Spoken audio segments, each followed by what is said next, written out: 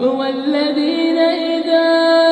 أنفقوا لم يسرفوا ولم يقتروا وكان بين ذلك قواما والذين لا يدعون مع الله إلها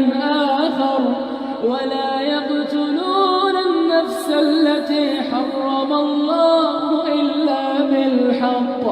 ولا يزنون ومن يفعل ذلك يلقى أثاما يضاعف له العذاب يوم القيامة ويخلد فيه مهانا إلا من تاب وآمن وعمل عملا صالحا فأولئك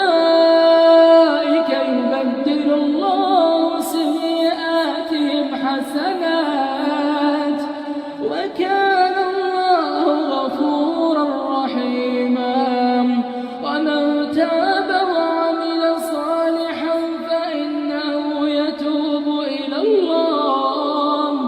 فإنه يتوب إلى الله متابا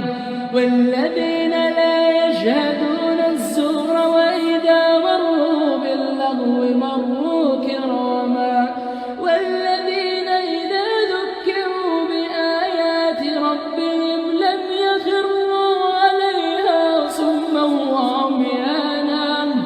والذين يقولون ربنا هب لنا من أزواجنا وذرياتنا قرة أعين واجعلنا للمتقين إماما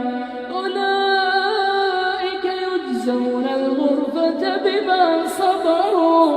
ويلقون فيها تحية وسلاما